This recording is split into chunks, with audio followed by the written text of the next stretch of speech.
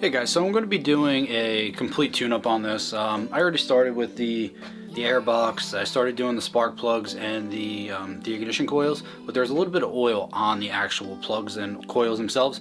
So I bought some valve cover gaskets, so I'm going to go in there and I'm going to just do the whole thing.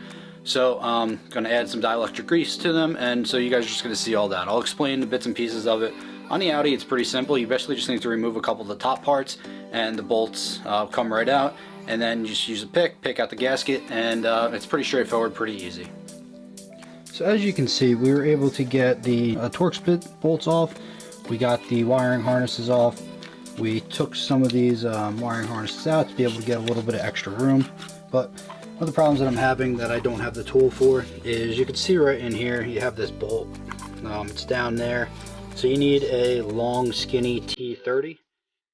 And the longest one that I have is a T25, so I'm going to have to go source one of those, but this should be a pretty easy job once I get that. So you just have 12 bolts, 2, 3, 4, 5, 6, 7, you have 8, 9, 10, 11, 12.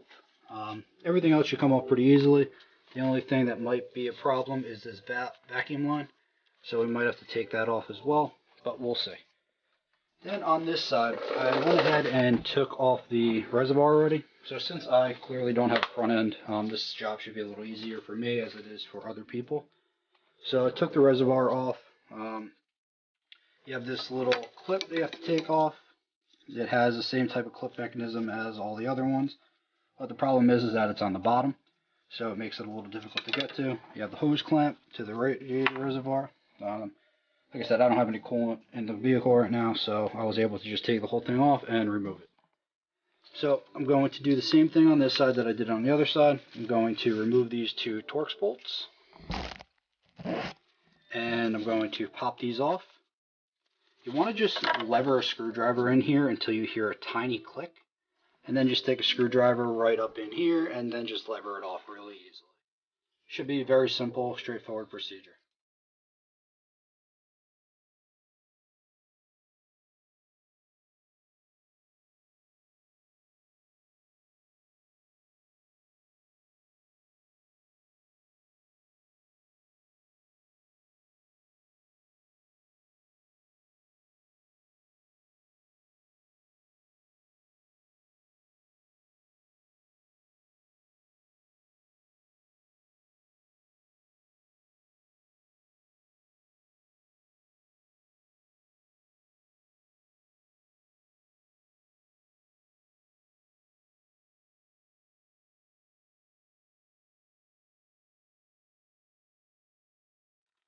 Alright, so I was able to get the valve cover gasket off on the driver's side.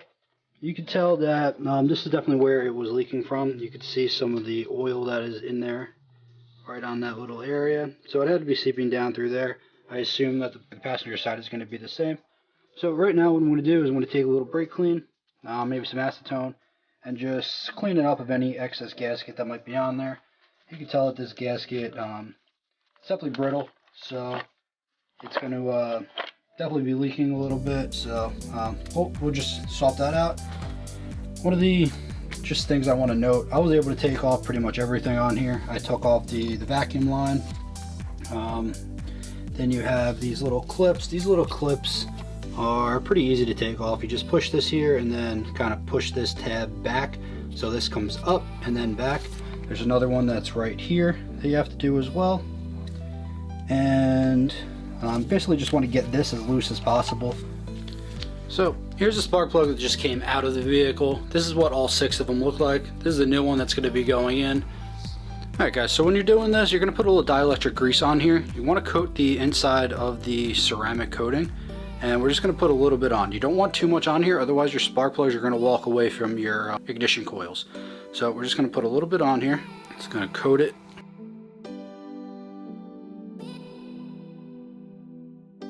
They say you're supposed to put it inside the actual boot itself, so I'm just going to stick it in here just so I can get some in there right now. So that's all there is to it. So you could tell that it does want to pop out a little bit, so you don't want to do too much. So if you guys notice this right here, So they actually come pre-greased, so you really don't need too much on there. So I'm not going to put any on the inside of this because it's there already, but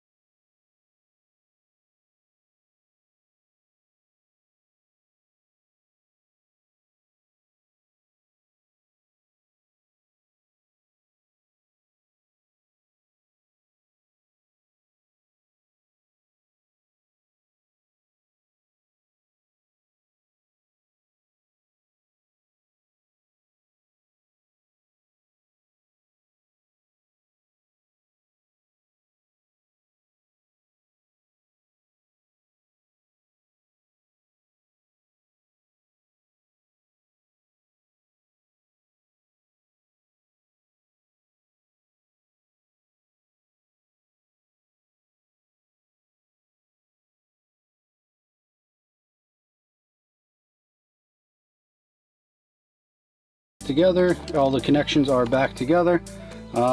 There's not too much connected on this car, so I can't really run it too long, but I'm going to give it a start, make sure that there's no codes or anything, and just see how it does.